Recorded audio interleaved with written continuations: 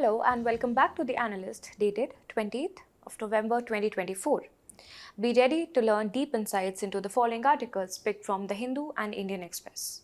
In the first two articles, we will discuss bilateral ties of India, which are getting forged on the sidelines of G20 meeting. In the first one, we'll read about the India-China bilateral relations and efforts to break the deadlock. In the second one, we will learn about the diplomatic ties getting forged between India and Italy, also because they are marking a 5-year strategic framework. And alongside, we will learn 5 other interesting articles which will help you to learn the current affair holistically and revise effectively, for which you can refer to the handout in the description and analyst quiz in the end. So stay tuned. So in the first article, we shall be analyzing a very insightful Indo-China relations and how are we gradually developing certain interactions which could ease off the standoffs between these two very important nations of the world. So, what is there in the newspaper article? On the sidelines of G20 meeting and on the sidelines of a lot of disengagements that have been happening between India and China. This is for the first time that the external affairs ministers of both the countries are meeting and are actually coming on a table for discussing over things. Since the LAC disengagement agreement which happened last month, which was a good thing, and we'll be learning about it. And we will be talking about some of the following things which could revive the trade, which could revive the economic transaction between both the countries. For example, resumption of direct flights, which is by the way not allowed right now, visas approval, journalist permissions, river data sharing. I will tell you when did China stop the river data sharing and why is it very important for India. And also allowing the Indian pilgrims to Kailash Mansarovar. So these are some of the topics that we will be talking about, okay? So here we shall take up our international relations topic under GS2, a very important discussion between India and China. First and foremost, India and China are neighbors to each other. And in fact, if we roughly draw the sketch of India, we will understand that it is Bangladesh, which shares the largest border with India, and then is China. And then is Pakistan. So China naturally becomes very important for us. Now, just like how we have got border disputes with Pakistan, right? We have got various border disputes with China as well. To understand the entire border dispute, first of all, let me mark the border for you. It starts from here and it ends till here. So which means it is covered from north to northeast India. Now please understand this. The border disputes, the border escalations, and how we both consider each other's sovereignty is not uniform across the entire length of the border. So, for further clarity, we'll divide the borders into 3 halves. One is the western border, then is the central border, then is the eastern border. Roughly telling you the summary of what is happening and what is the status of these borders, the west border is a highly disputed border. The eastern border is not that much disputed, but yes, certain standoffs do happen. But one of the most important thing is we have got the Nathula Pass over here. Can you also tell me where is Zelepla Pass? And Nathula has been very often asked in the UPSC and other examinations. Why? Because of its strategic importance. This is from where the trade between India and China prominently happens. So this has always been open because the central border is not a disputed one. But certain instances, for example, the 2017 Doklam standoff that happened in the Doklam region, which is situated over here. I will tell you the Doklam issue as well. Because of these things, there was certain turbulence seen in the central part as well, but largely it is undisputed. The largest area of dispute actually happens in the northeastern area where China thinks that the entire Arunachal Pradesh, this red mark zone, is nothing but the South Tibet. And they refuse to follow up the McMahon line, which was designated during the British times, especially during the Shimla Agreement of 1940. So while India says that Arunachal Pradesh is our territory, China refutes it, and China in fact extends its claim over this 90,000 square kilometer long range of area and says that this is our area. So this is the one which is highly disputed or the largest disputed territory between India and China. Now let me also take you through some of the important border areas. Now as you know, the Radcliffe line is the line between the border line between India and Pakistan. So similarly, we have got certain lines. For example, the Johnson line and the McDonald line. Please understand the difference between them and where is it actually located. So what happened during the British era, there was a demarcation made. So this line can you see, which tells me that this territory of Aksai Chin is not a part of India. This is known as the Macdonald line. And the line which demarcates the final territory of Jammu Kashmir as this line, the outermost line, which means that it is encapsulating the area of Aksai Chin within India. This is the Johnson line. So can you now very easily predict and very logically predict that which among the following line will be accepted by these two sovereign powers individually? Of course, Johnson is accepted by us, Macdonald is accepted by the China. So here is the problem. China says that the Aksai Chin region is entirely theirs, and in fact after the 1962 war that happened, China imposed its administrative control over this Aksai Chin region and said that this is nothing but our Xinjiang region only. Whereas India says that we will observe the administrative powers over our primitive territory, which is Aksai Chin. You should also know that Aksai Chin is not really a habited area. It is largely uninhabited area. So the loss of lives doesn't happen, but of course, a loss of lives of the soldiers because of very frequent standoffs keep happening in this disputed area. Okay. Basic things we have understood. Now I will take you through the Doklam issue to give you a better insight. So actually Doklam is in, if you see, Doklam is in Bhutan. Right. If it is in Bhutan, then why there was a standoff between the Indian army, Indian military and the Chinese military? The reason is it is a very strategic plateau which creates a boundary between, geographically creates a boundary between Bhutan, China and India. Are you getting it? So therefore, to secure this area, Bhutan called the help of Indian army because the Chinese troops were getting deployed in this region, and this could pose a threat to sovereignty for both Bhutan and India. So therefore, this Doklam standoff happened in 2017. You must also know, as a repercussion of this Doklam standoff, a lot of things happened which are not in favor of India. For example, the river data that generally China used to share with India, they immediately stopped after this Doklam issue. What is the significance of this river data? We shall be analyzing. But I hope what you've understood is how our geographical ties are changing, and how also we are facing standoffs and disputed territories through the entire border area, right? So I hope this is clear to you. Now, if I could tell you some areas where generally these standoffs keeps happening, it is of course the Aksai Chin region. It is also the Pangong Tso Lake, the northern and the southern bank of the Pangong Tso Lake. So that is where the general engagement between both the militaries used to happen in an aggressive fashion. Then there is Saksham Valley. There is the Daulat Beg Oldie. This is also considered as the highest airstrip of the world. So China claims its sovereignty, its administrative powers over this region. India, on the other hand, says that Aksai Chin and the Saksham Valley is ours, right? So these are some of the disputed areas. Now, given all these disputes, we are still trying to forge stronger ties with each other. The reason is the significance of China for India and vice versa, but more for India. You will understand how. First and foremost is our industrial raw material dependency. Think about it.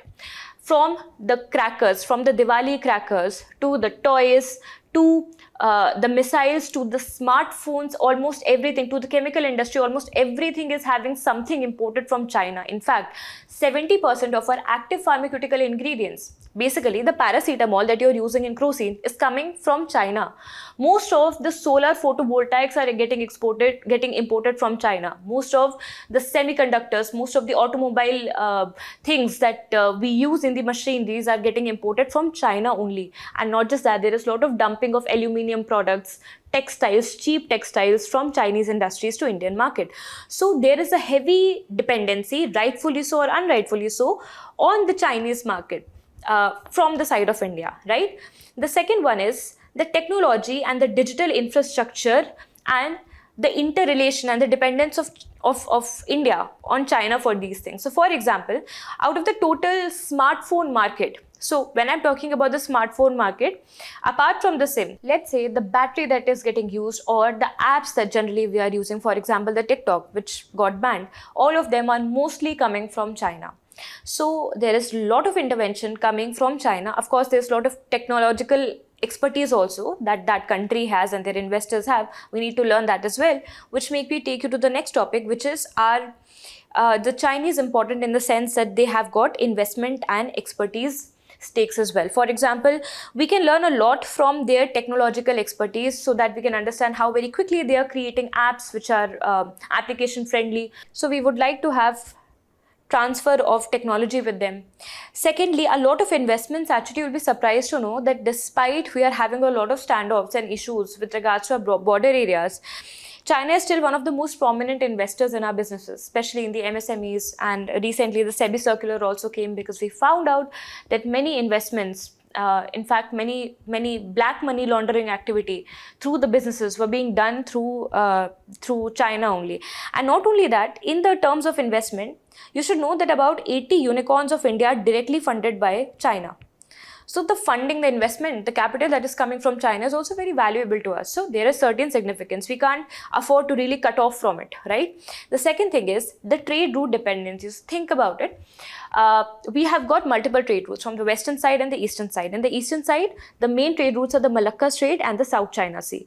These two are prominently dominated by Chinese trades only, right? So if we want to coexist into these trade routes, we also need to have a very bolstered relations with them. So what do we understood from this article? We understood that there is a good significance of China because China has grown as a superpower.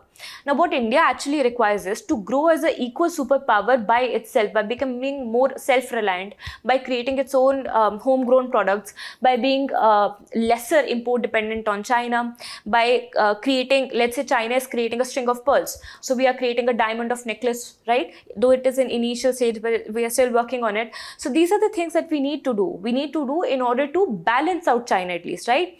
So what are the areas of contention? This is also something that we will read before reading the way forward. So first of all, I have told you there are border disputes and territorial claims. So as you can see from this diagram, it is mostly seen in the eastern part of the Ladakh, in the Demchok region, in the Pangong, so I've already told you, in the Chumar region, in the Trig, in the Dumchele region. In some of the passes, for example, Shipkila. Where is Shipkila? It is in Himachal Pradesh. These passes are very important. Okay, some places of Uttarakhand, they are contested. Many places of Arunachal Pradesh, they are contested. So there are about 23 disputed and sensitive areas where one spark would lead to a greater military standoff between both the countries, right? So what have we read? That there is Aksai Chin standoff. Okay. There is mostly the standoff is happening in the Ladakh region and the Arunachal Pradesh region. Okay. In the Ladakh and the Arunachal Pradesh region. So this is the main bone of contention. And this has led to many issues as well. For example,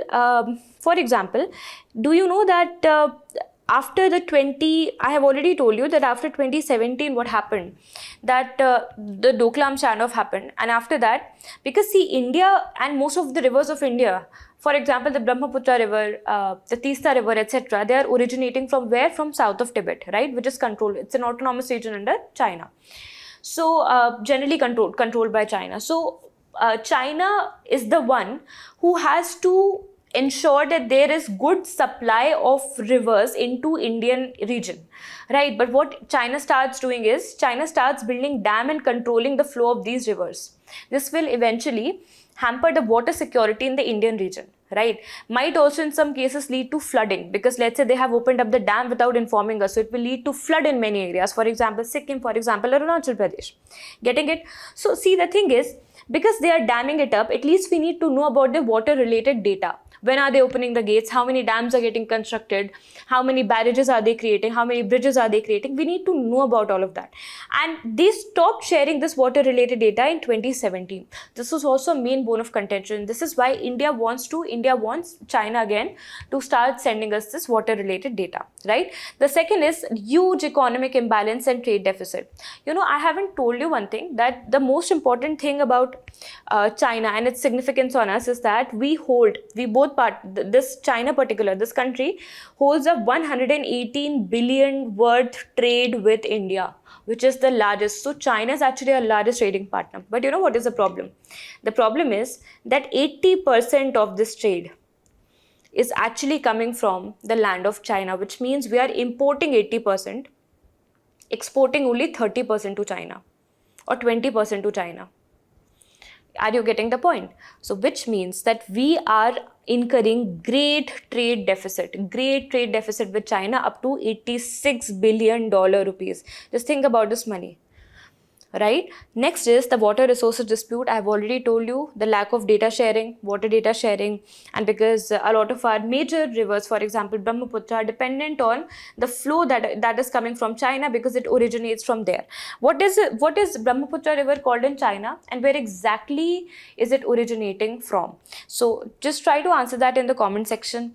Then second, I told you that there is a great digital infrastructure dependency of ours over China. So of course it could pose cyber threat as well. In fact, it was said that more than 80 Chinese companies have been banned, apps have been banned because they were in the form of espionage, or they were actually targeting, they were creating ransomwares in our softwares. For example, in the AIIMS Delhi, some reports suggested that it was actually plotted by China.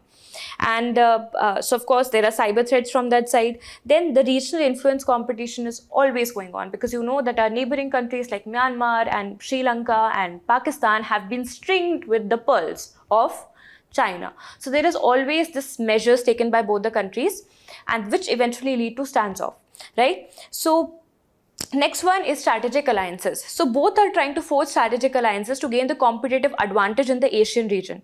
So for example, we have got Quad, and rightfully so, because China has been following up this one road, one belt strategy all over. So they needed one strategic alliance to counter that in case of emergency. So with Quad, we have Malabar exercises that India and USA and Australia and Japan conducts together. So there are strategic alliances which both the countries are forming against each other, and this is mostly to counter-attack the aggressiveness shown by China to exert its sovereignty across many areas of not just India but Asia. So I hope the areas of contention are also clear to you. Now, what are the recent efforts to break this deadlock in the India-China relations, which both the countries have been taking? We'll be analyzing that. So can you see this map? So kindly see that there used to be a lot of engagement between the military, not the productive but the destructive engagements, standoffs between both the countries, happening because of patrolling, because of forming of dual villages. Especially China has led a lot of dual villages. So these are civilian villages which, when the time would come, would turn into military villages, right? So China is trying to build a lot of infrastructure, dual villages on the sides of Indian region, Indian land. So what is required is that we provide disengagement. So the resolution of disengagement problem recently has been done. About 75% of the strategic areas and the hotspots have been made neutral by creating a buffer zone around them. For example, the Pangong Tso is a very prominent tourist spot, right? So we have created now a buffer zone which can only, where military can't go, only civilians would be going, especially the tourists. And then of course the northern region, in the northern bank and in the southern bank away from the buffer zone, there can be military patrolling allowed. Next one is that we have also neutralized the Galwan Valley and the Gogra hot spring areas. But of course there are certain issues left in the Daulat Beg Oldi region, in the Depsang Plains and in the Demchok region. Second is the deployment of troop of Indians from the Indian side especially was not allowed. It was forbidded by China that we can't even do patrolling on those regions, especially Aksai Chin. So now finally we have got that permission as well, that we can regain access to some of the patrolling points along the LAC. What is LAC? LAC is this line which separates Jammu and Kashmir and Aksai Chin. Right? So what is the way ahead? Way ahead is first of all to become self-reliant. This is for India. India should try to diversify its trade with China, should try to export more, should try to become self-reliant. We are already doing it with the help of production-linked incentive schemes. We are already trying to build a lot of infrastructure connectivity project with the help of funds from PM Gati scheme, and we have got Bharat Mala, Sagar Mala. We also need to reinforce our strategic leadership in the Asian region, especially in the South Asian region, by actively involving in dialogues in organizations like you have BIMSTEC, you have Shanghai Cooperation Organization. Because what happened? Because we were not having very good relations with each other. So in 2022, when the G20 summit happened in India, China didn't come. And in 2023, when a similar organization like the Shanghai Cooperation Organization was held in Kazakhstan, India forbid to go. But India should go to be heard in such global regional platforms in order to reaffirm its leadership and its vision for a safer and peaceful South Pacific, Southeast Asia. and not only that, for the entire world, because these two are the two global giants, right? So now you can try to solve this question, and now I shall move to the next topic. This is for prelims. This is a PYQ, and a very interesting one. The hand-in-hand exercise, which was actually an exercise anti-terrorism military training between India and China. Okay, so this is a PYQ question. So now we shall be moving to the next topic of diplomatic ties of India getting strengthened with Italy, especially in the Melody era. So what is the context? That India and Italy has announced 5-year of strategic action plan across some of the key sectors, for example, energy, for example, defense, and there's trade and there's space, etc. Okay, so before we understand what is this vision, this 5-year vision about, and how is it going to help both the countries, we will first read about the existing areas of cooperation between both the countries. You must have not very frequently learnt about the India and Italy zone of cooperation, but we shall be doing it from today. So the political ties between both the countries got established by setting up of individual respective embassies in 1947. So this is when our political cooperation started. Alongside, we have been indulging into a lot of virtual summits, especially after 2020. Before that, we were pretty much dormant in our bilateral ties, but from 2020 to 2025, a lot of virtual summits were getting conducted or were getting hosted and attended by these two countries. Specifically, you should know that for the first time, when our Prime Minister when he went to Italy for the G20 summit, that is for the first time when we established a special partnership on energy transition. And this is a very effective treaty that has happened between both the countries. A very important partnership, right? And Miss Melanie, when she came to India, she also was the chief speaker at the Raisina Dialogue. So this actually forged a very good relationship, very good political ties between both the countries, right? Which is also seeing kind of its golden era right now. Now talking about the economic significance towards each other. So currently we are doing a total trade of up to $14 billion rupees with each other. Just compare it with China, 118. And this is 14th, which makes Italy the 4th largest trading partner of India in Europe. Okay, that is very important. Which is the first country with which India has got the highest trading ties. This is Germany. Okay, and the 4th one is Italy. And not only that, a lot of investment also come from Italy onto our country. Okay, and most importantly, even if we are having the $14 billion trade between India and Italy, it is actually in the favor of India because we are in trade surplus. Next is in the sides of defense. So for defense, we are already collaborating on something known as International Fusion Center for the Indian Ocean region. So Italy is already collaborating with us on this arena. Then in the energy side, you should already know that the strategic partnership on energy transition is taking place between India, and it is going to get more strengthened after this particular meeting and its outcomes. Then when it comes to science and tech, you'll be surprised to know that there is a joint day, the International Innovation Day, which is celebrated jointly by India and Italy on, I think, 14th of July. Now talking about the diasporic engagement, you'll be surprised to know that Italy hosts the 3rd largest number of Indian community. The first one is hosted by UK and the second one is by Netherlands. And third one is by Italy, okay? And then we also collaborate on multiple cooperations, for example, and also the most important ones. For example, the International Solar Alliance, both are parties to it. G20, both are parties to it. The IORA, Indian Ocean Rim Association. Then Coalition on Disaster Resilient Infrastructure, then Global Biofuel Alliance. So we are collaborating on these very, very important multilateral institutions. So multilateral cooperation is also always there. So therefore we get to see melodies on various meetings, right? Now we will see how and what were the key highlights of this joint strategic action plan. For that, you must know that in the areas in which we were already working upon, you could not see a lot of substantial data. So what we are trying to bring forward in the strategic action plan is to make more efforts to make each area more robust and have more substantive investments into these areas. So to forge a better political dialogue, we will make the head of head of multiple sectors, for example, the defense minister and of course the prime minister, the foreign affairs. So all of them will be coming together and will be having regular meeting with each other. So what are we going to indulge in? Bilateral talks across sectors. Okay. Second is economic cooperation and investments. So we need to diversify the investment and jointly collaborate on some of the high potential sectors. Think about it, which can be the high potential sector.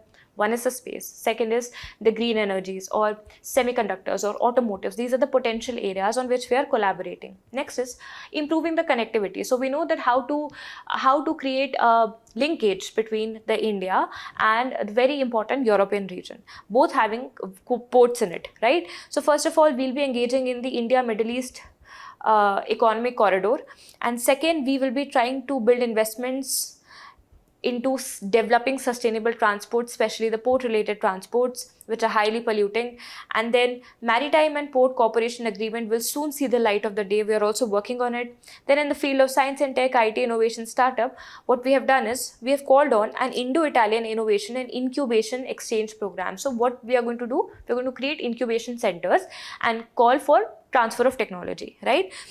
Next is space sector collaboration. Their space agency, our space agency, so we are going to collaborate and build certain very innovative space products. Energy transition, maybe we are going to have certain alliances. For example, we already are a part of Biofuel Alliance, International Solar Alliance. So we can put up more investment, we can be more active in it. Next is defense cooperation. Defense specifically in ensuring a safer Indo-Pacific. Then security cooperation, migration and mobility should be ensured. Of whom? Of the diaspora, of the people, which should be safe, which should be regulation based, and which should also be fair. Next is culture and academic and cinema and tourism. All of these areas we are going to collaborate. This is the broad action plan. These are the broad sectors in which we are going to collaborate. Of course, here also we are not promising anything data wise, anything objectively, or anything quantitative wise. So let's see how it folds. You will be seeing a lot of updation on India and Pacific diplomatic ties in the coming 5 years, right? Here is a question which you can try to solve with the help of the information and the knowledge that we have attained with this session. Our next topic is about a very important current event that has been frequently in news. This is about the amendments to be made in the newly proposed Waqf Board Bill of 2024. Because it was highly criticized by so many people, especially belonging to Muslim community, recently a joint committee of parliament was formed, and the news is regarding this only, that this panel is unlikely to submit the report of Waqf Bill in the winter session, which means the promulgation of this bill will further get delayed.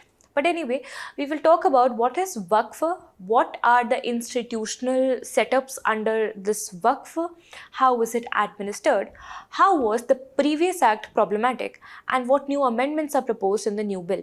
So the first thing that we should know is the definition of what is a Waqf. So in Islamic community, they give a lot of weightage on charity because it is an inherent part of their religion. So the property that is given by a Muslim, please remember, property which is given by a Muslim for charitable and religious purposes are known as Waqf. Now they have given it for religious and charitable purpose. So who is going to be the owner of this property, because they have given up their ownership? So it is considered in Muslim religion, that is in Islamic religion, that the owner is God. But will God be coming to administer these properties? No.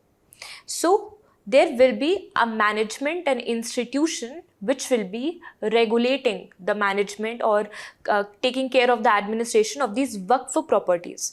So this is known as a Waqf board. Okay, and this was formed in 1995 under the Waqf Act of 1995. Now, there were various problems with this particular act. First and foremost, the registration of the Waqf property was not required. Secondly, most of the decisions were unilaterally taken up by the Waqf board only, so the state control was pretty much less. As a result of all these things, a lot of mismanagement, lack of efficiency and corruptions were observed across the Waqfs, right, for the regulation of works, and this was the main cause of rising legal disputes regarding to the Waqf property. Okay, getting it? So therefore, to remove these things, to empower the state to exercise more control, to have a better judiciary proceeding, a better grievance redressal formula For the Waqf, certain amendments were made, and this newly named bill is Unified Waqf Management, Empowerment, Efficiency and Development Act of 1995. Please highlight and note down the keywords that they have used. Okay, so the intention here, first of all, is to define some of the things very, very precisely and certainly. For example, what is a Waqf? And how can waqfs be formed? So they can only be formed through declaration. Declaration can only be done by a practicing Muslim, practicing for at least 5 years, and this property should be mandatorily registered with the district collector. So waqfs have to be declared, have to be registered. They should be getting recognition of long-term use, endowment when succession ends. So this is how waqfs will be formed. Can you imagine some of the waqfs property around you? Almost all the mosques in a city are managed, are waqf property and are managed by the waqf board. Okay, so here the government ownership has also been enhanced. So if a government property has been considered as a waqf, then it will be given not to the waqf board for its administration, but the state government will have entire ownership and control over it. Next is, what will happen for the ownerships in the disputed cases? In the disputed cases also, it will be administered by the district collector or the district magistrate. Next, the Waqf board's power to determine the Waqf property has been removed. So what we can see that the Waqf boards have been little bit disempowered and the state control has been enhanced. Okay, Waqf surveys that were being made by Waqf board before, because it was their job, now the state government is saying that it will be done by the collector according to the state revenue laws. Next is, there will be a central Waqf council. So there always used to be a central Waqf council. Now, in this, they have included more diversity. For example, inclusion of 2 non-Muslim members mandatorily has to be there, and women, 2 Muslim women must be there. So the diversification, more inclusion, more expansion of Waqf board has been done, right?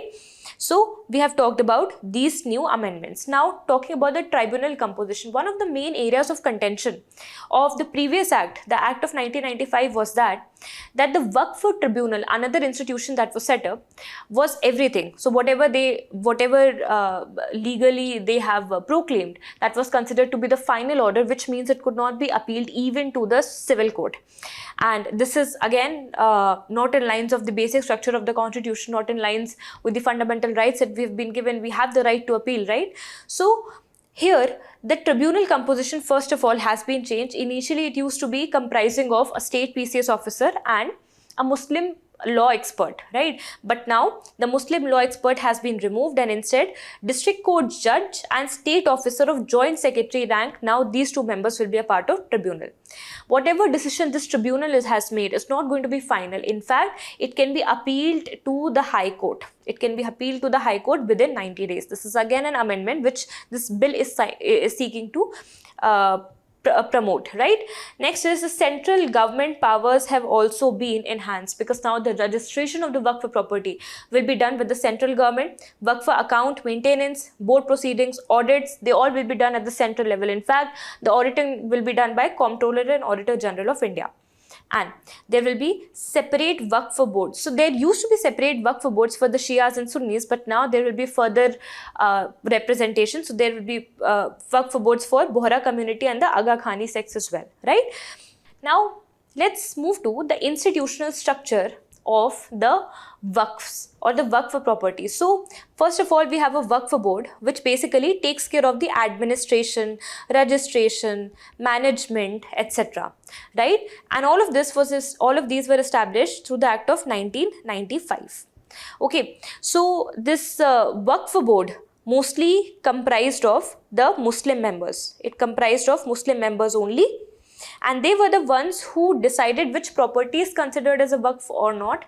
There need not to be any mandatory registration with them, but they will be the ones who are deciding whether this property is Waqf or not. Of course, there were certain misregularities, there were certain corruption charges on this administration, so therefore their powers have been reduced, and also it has been made more diversified in terms of representation, which means that now they'll be having non-Muslim members as well as as well as some women as well, 2 Muslim women as well.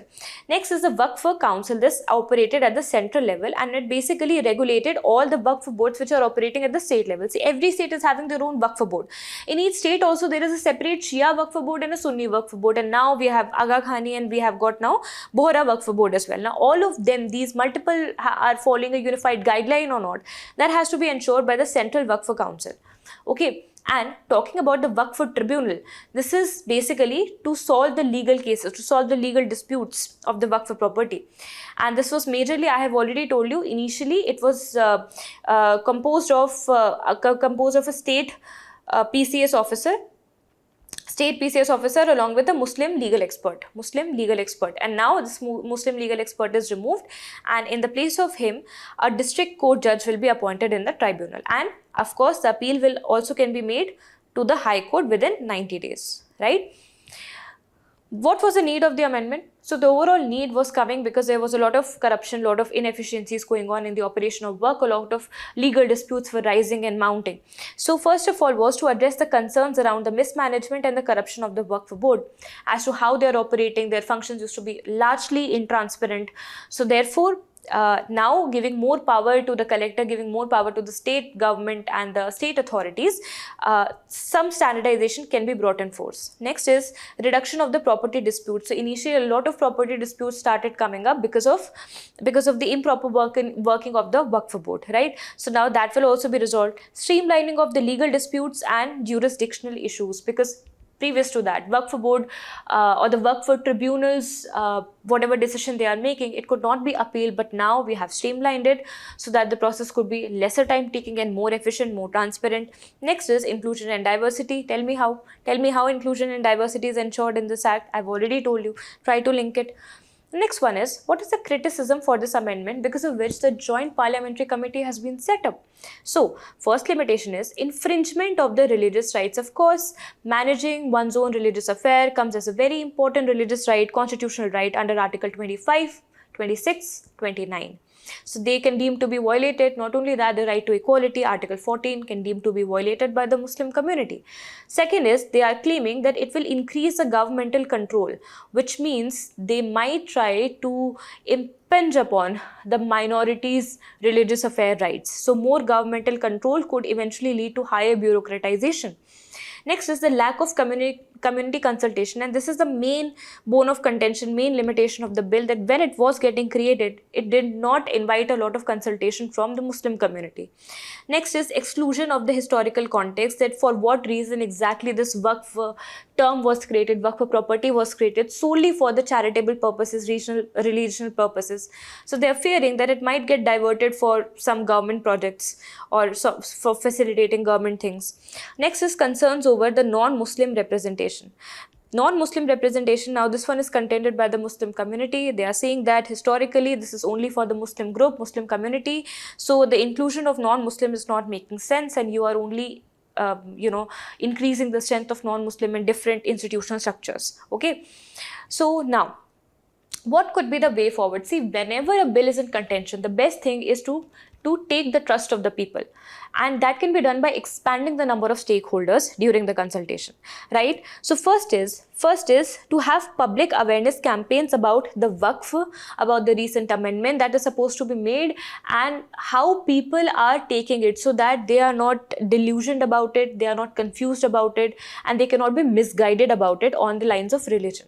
Second is to address the concerns around the contentious provisions. So we have had a lot of contentious provisions. These limitations are those provisions as well, right? So we have to discuss these concerns along with the stakeholders. Okay. Second is extensive consultations with various stakeholders. I've already told you. This is how briefly we figure out almost all the contentious bills, right? It is involving number of stakeholders, having more public awareness campaigns, and focusing primarily on the contentious provisions, correct? So now let's move to the next topic, a very important conceptually inclined topic of economy. So here is where the SEBI has made new futures and options rules, which will be coming into effect from today, and how it will change the retail investor's life. This is something that we are going to use and read. So this belongs to capital and derivative market, because because SEBI is the regulator of the financial and the derivative market, the capital market of the India.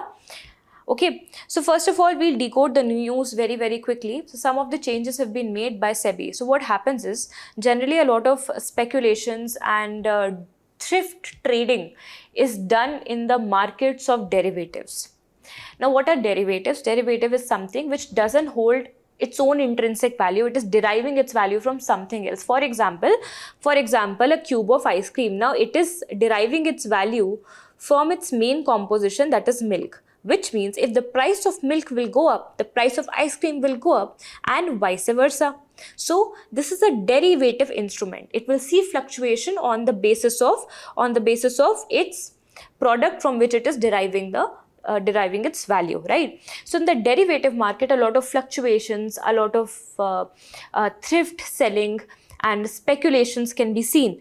So in order to dissolve them and to make it more regulated, SEBI, which is the prime regulator, has made the following provision. First is to contract size for index derivatives. So let's say you're investing in an index which is Bank Nifty. Okay.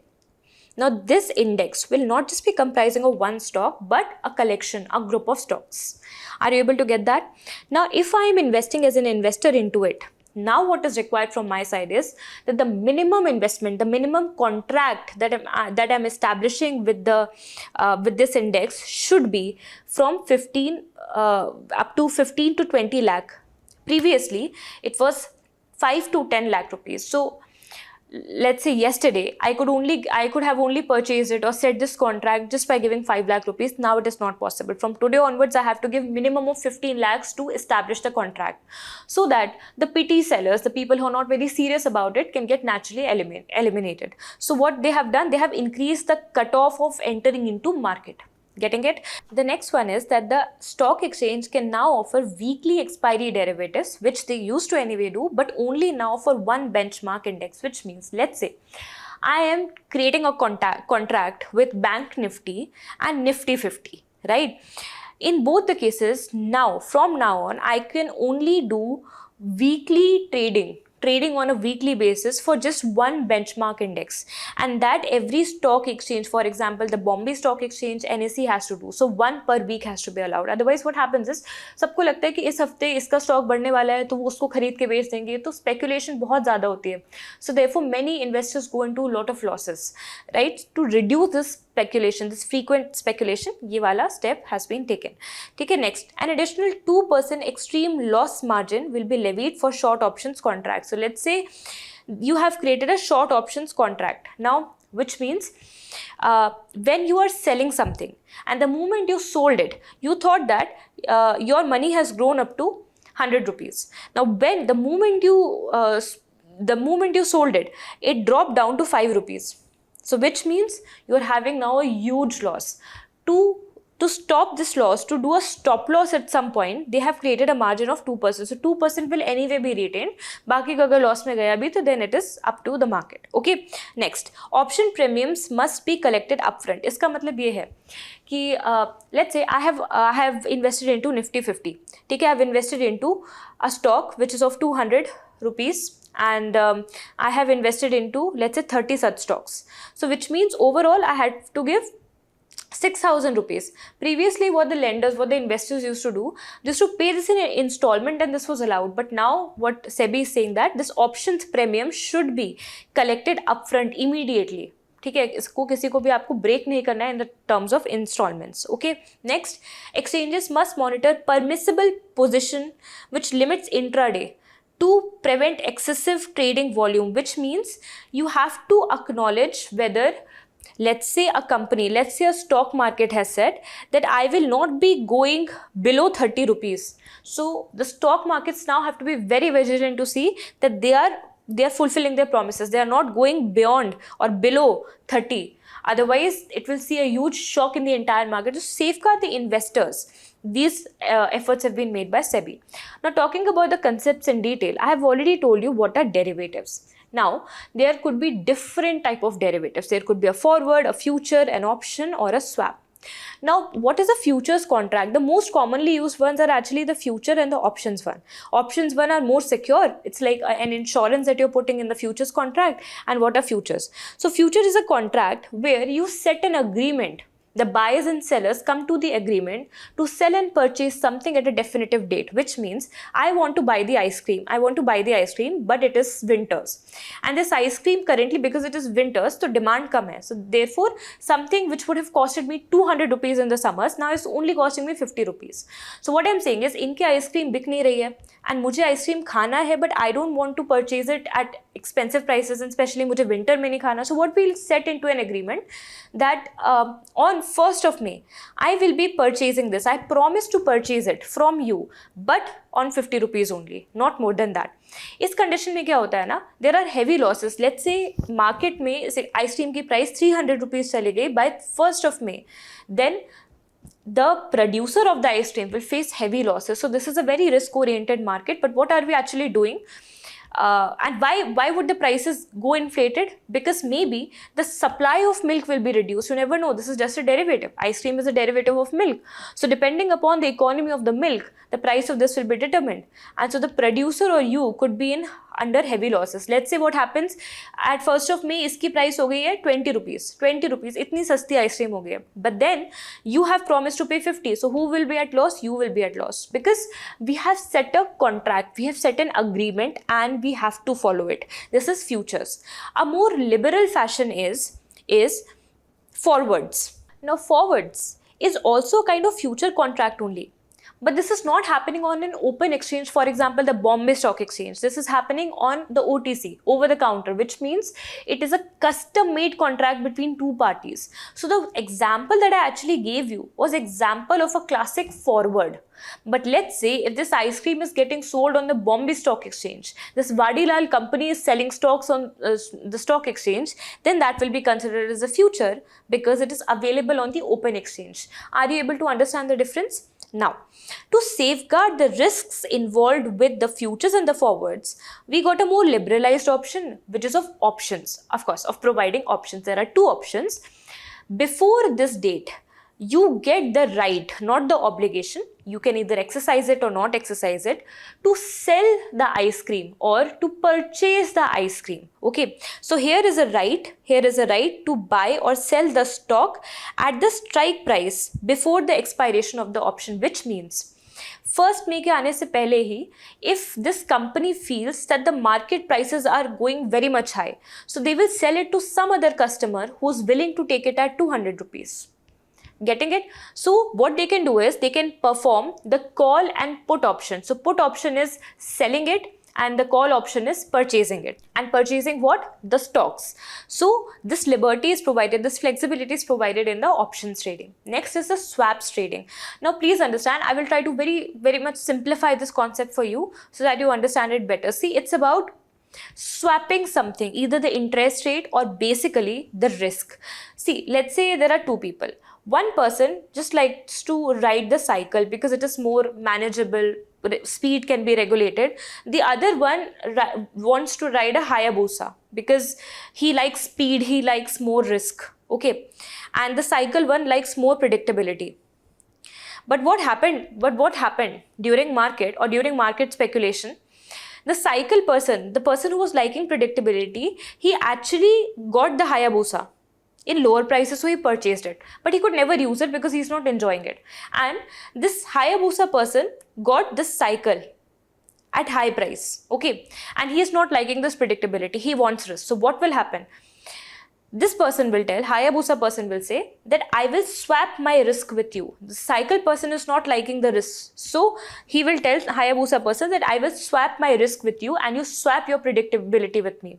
Which means, let's say, आपने कोई चीज़ 2000 rupees की खरीदी है, ठीक है? On every month, the rates are changing. Some month it is 1600, some month it is 600, some month it is 2200, let's say. So आपको यहाँ पे कितना लॉस हो रहा है? In these two cases, you are going through higher risk. Now you want to avoid this. So what you will do, you will swap it with somebody who likes to take risk. For example, Harshad Mehta, risk hai to ishq hai. He's telling me ki theek hai, the higher the risk, the higher benefit I will gain. So I don't have any problem with risk. What I'll do is, I'll set a contract with you. You want 2,000 rupees every month, na? I will give it to you.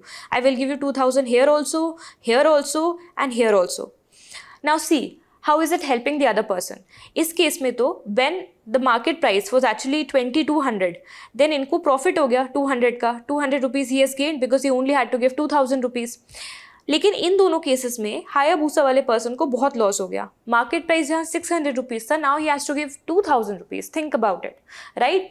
So what we have learned is swap is we are hedging the interest rates. Okay. Here the interest rate has been made uniform, and here this person will be facing the brunt of changing interest rate because he likes it that way, right? So you are basically hedging the risks and the predictability in the market. So we have understood about the key differences between not only futures and options, but forwards, futures, options and swap. I hope it is clear to you. If you have any doubt, put it in the comment section. We'll try to resolve. So now, moving to the next topic, and this is about a very important eastern flowing river of India, which is also a right bank tributary of Brahmaputra. This is the Teesta Valley. Teesta Valley was in news because of the wrong reasons, because recently a Glof disaster happened in area of Sikkim, and that was because of the Teesta glacier only, the Teesta Valley river only, and it not only does that but also creates a lot of flood in Sikkim and West Bengal. So we will read about it from disaster management point of view and geographical feature point of view. First of all, before decoding the news, first of all, I'll talk about the prelims pointers quickly. It is a right bank tributary of the Brahmaputra. Both the rivers are originating from different places. Teesta is originating from somewhere here and Brahmaputra from somewhere here, which means even though both of them are originating from Tibet, they are not originating from the same glacier. If you ask the glacier for Brahmaputra, I've already asked the question to you, so you have to ask me pertaining to first article. And for the Teesta river, it is the Panhuri Glacier near the Changthang of Tibet region. Okay, here is where this river originates, and this is how it flows. So it enters into India through Sikkim, then flows a little bit to West Bengal, and then enters into Bangladesh. Okay. Now, River Rangit, a very important, the largest tributary of this river, in fact, the largest river which is draining Sikkim, that is also a tributary. It is a tributary of Teesta river. This question was asked in UPSC in PYQ. Now, another reason why it used to be in news, because its course got changed back in 18th century. So it got redirected to join Jamuna instead of Padma. So Padma is the name of Bengali name of or the Bangladeshi name of Ganga river, and the Jamuna is the name of Brahmaputra river. Okay, so it has joined, so it has finally become the tributary of Jamuna, which is Brahmaputra. Next is, there is a Teesta barrage, which is used for irrigation of plains between Padma and Jamuna. So this barrage is very important for India.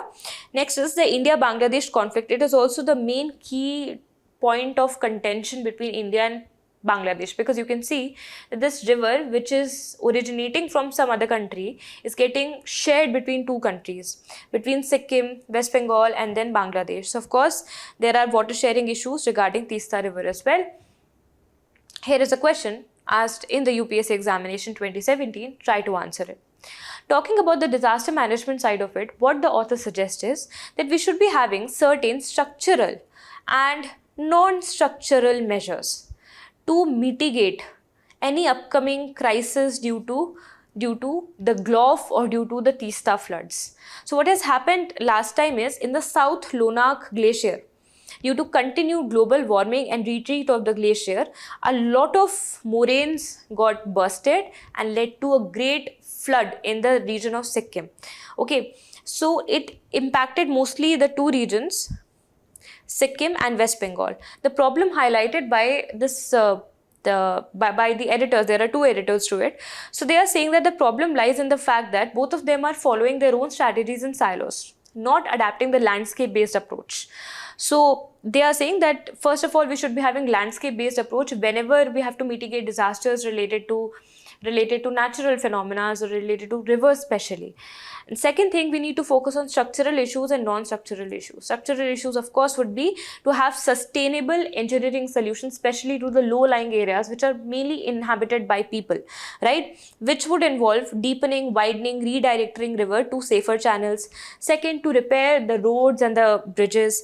Then third, to build relief camps with a backup solar power to ensure that even during the time of flood, crisis or disaster, the power supply could be ensured.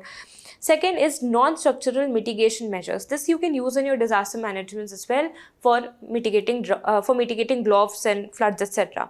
So first is installing automated flood early warning system so that it could give real-time sirens and real-time alarms to the people so that they can evacuate quickly and early.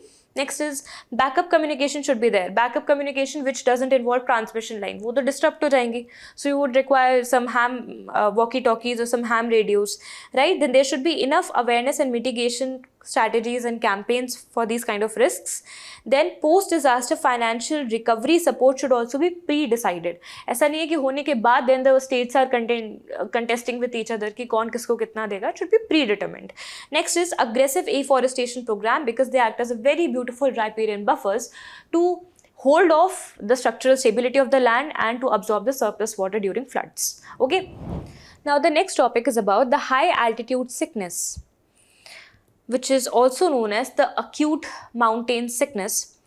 And how is it posing dangers to the tourists? Because recently what has happened, that a trekker from the Idukki district of Kerala, when he went to Uttarakhand, attempted to scale the Garud peak. He died due to respiratory failure, and every year so many people get sick because of this reason, because people are not aware of what are the problems faced by the mountaineers who are trying to ascend to certain elevation. And this sickness basically is not a disease, it's a non-acclimatization issue, which is the high altitude sickness. Let's learn about it. So first of all, it occurs when body cannot acclimatize to high elevations, typically above 2400 meters or 8000 feet. So if you are moving or if you're planning to move to areas above these heights, be prepared. Be prepared with some of the tools which we'll be teaching you. Now, this sickness involves multiple issues. First of all is hypoxia, because what happens as you move up in height in the atmosphere, you will find lower amount of atmosphere, lower amount of therefore does the atmospheric pressure. So the blood pressure, your blood pressure would be very high. You will therefore also see heart palpitations happening, or you might feel hypoxia situation because the oxygen content is also lower at the altitudes, right? So the first thing you would be facing would be, let's say, hypoxia. Then if that is left untreated, then it could lead to high altitude pulmonary edema, which means it's a life-threatening disease where a lot of liquids gets accumulated inside the lungs. Even at further heights, and if the pulmonary edema is also not cured at time, then it leads to high altitude cerebral edema, which means it will get into the fluid will get accumulated into your brain. This could lead to acute death. Now see how many problems could be there. First of all, because you're not able to acclimatize, your body will start hyperventilation, which means आपको बहुत तेज तेज सांस आने लगेगी, and you will feel that you are requiring a lot of oxygen. Secondly, because you are requiring a lot of oxygen, your pulmonary area would be overstressed, right? So your body will be producing a lot of RBCs, which are putting a lot of pressure onto your blood vessels, which are already high on pressure because the atmospheric pressure coming from the outside is low, right? So this thickens the blood. This creates strains in the heart. Okay, and in many cases it exacerbates the breathing difficulty due to haze and due to HAPE, which we have already read. Okay, so therefore, a lot of tourists, when they go to Ladakh, they are told to take certain medications. They don't take it. They are told to rest for 3 to 4 days, but हम नहीं करते. हम सोचते हैं कि पैसा waste हो जाएगा. Let's not do that. Let's start taking the trek from the first day onwards, and that actually fires back on them because उनकी health खराब होती है. That is why, because they are not getting acclimatized. So take some time to acclimatize yourself and follow the things which are given over here. So first of all, we defined what is acute mountain sickness. Where does it actually happen? What are the causes and what are the symptoms? Right? What are the symptoms? We have already seen that. Now, different symptoms happen at different elevation. So, roughly at 3,300 meters, you will see just general mountain sickness or the acute mountain sickness. At more higher level, more than 3,500 meters, you will see the possibility of pulmonary edema, and up and above 4,000 meters, you will see some chances of getting cerebral edema as well. So therefore, what are the preventive measures? We'll be reading that first. First is, whenever you are ascending to a particular height, try to ascend very, very gradually. Don't haste into it. Hasty ascendance means that your body is not getting habitual to, so don't walk in a very speedy and in a very rushed fashion in mountains. Second, always take rest above 3,000 meters. If your scale is telling you that you have reached more than 3 kilometers of height, you have to take rest. You cannot rush over that place. Next is, you have to take certain medications which helps to acclimatize, which are these 3 medicines. Generally, people who go to Ladakh and Kashmir, they get it. When I went to Kashmir, was feeling a lot of breathing difficulties. I was not knowing about all this. I'm also learning with you. And of course, avoid rapid altitude gain, it should always be less than 500 meters a day. Don't try to climb the entire mountain in a day. So Mount Everest, maybe when they go, they go with a strategy. For every 500 meters, they'll be taking a day's rest for the body to get acclimatized. Okay. Then there are multiple treatments available for immediate descent. सबसे पहले होता है कि आप नीचे आ जाओ. It's not actually the body which is not functioning well, the medicine which is not functioning well. It is actually the climate around you, the environment around you, which is not helping you. So you can just descend down, come downwards, let's say 300 to 1,000 meters, you'll feel better. Second, take supplemental oxygen, hyperbaric chambers we can use certain medications as well that I have already told you. And now see, this particular article highlights that there are certain infrastructural gaps in the Himalayan ecosystem as well. Most of us prefer to go to Himalayas, especially during the summer times, because we want to feel more cold and we want to view the mountains, etc. But in most of the cases, you will see very poor healthcare, despite knowing that when a person who's coming from plains is trying to reach Himalayas or is trying to ascend Himalayas, is obviously going to face the acute mountain sickness. Despite knowing that, you will not see a single hospital very nearby. Right? So very, very poor healthcare is there in some of the major towns. For example, Shimla, for example, Kashmir, I went there, I could not find hospitals very nearby. Second, Ladakh as a model for high altitude medical facilities can be adopted by the other cities as well. It is only in Ladakh where you go, they actually give you the medicines and they tell you to take rest for 3 to 4 days. In no other part you will be informed about that. So we can take examples and lessons from Leh and Ladakh and how their healthcare infrastructure is robust and it makes people aware about it. Second is the lack of preventive screenings or health check at any entry point. Now, you know, in the areas of inner line permit where it's there, specifically when you will try to go to Lahaul, Spiti and Kinnaur district, you will find that the tourists have to undergo some of the screenings in the base hospital to check their health and if they are facing any BP issues or not. So this should be there at every checkpoint, at every area of the Himalayas, and the lessons from Lahaul, Spiti and Kinnaur could be applied to those areas, right? So what are the policy proposals? First of all, we need to make more medicinal facilities and research centers for these problems. Air ambulance services should be there for quick emergency, because if you will start ascending the mountain, ना आपको दूर दूर तक कोई भी नहीं दिखता है, not even hospital. So how will hospital fly to you? We need to therefore develop air ambulances. Next is mandatory registration system for tourist monitoring, ताकि किसी tourist का accident हो जाता है तो उसे हम जल्दी से पता कर पाए कि who's that tourist. Currently mandatory registration system बहुत जगह follow नहीं होता. Next, health and safety information at checkpoints and online platforms. This should also be done. And here is a question that I have created for your prelims practice regarding the high altitude sickness or acute mountain sickness. Okay. And now we will talk about a very important scheme, and this recently has been given incentive worth 2,000 crore rupees for electric vehicle charging stations, which are to be out soon. So this scheme that we are going to talk about is PM E-Drive scheme, very important for the examination. So first and foremost, the PM Drive stands for Prime Minister Electric Drive Revolution in Innovation Vehicle Enhancement Scheme. So what are we trying to do? We are going to bring more impetus on creating electric vehicles and incentivizing their use for the end consumers. That is the agenda. Do we have other schemes as well for the similar cause? Are you able to recall any one of them? Are you able to recall the FAME scheme, FAME Part 1, FAME Part 2, which stood for the faster adoption and manufacturing of hybrid and electric vehicles in India?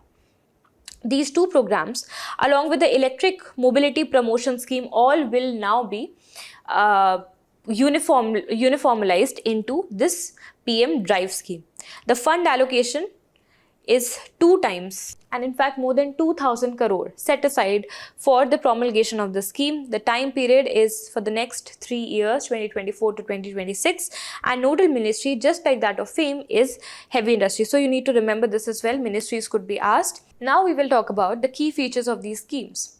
So we'll quickly see what are the eligible categories under which the promotion, production, adoption will be supported by the government. So it will be all the kinds of e-vehicles that are getting created in India, be it two-wheelers or three-wheelers or rickshaws, ambulance, even trucks, even buses, laying up of charging infrastructure, upgradation of the testing agencies, everything. So it is a whole encompassing scheme, as you can see. Now here, consumers, see, the most problem of adoption comes from the side of consumer, because first of all, even if they purchase this very expensive electric vehicle, they have certain doubts about it, कि ये थोड़ा दूर जाके बंद हो जाएगी, we won't be having charging station. We actually don't have a lot of charging station. So creation of charging infrastructure should be there.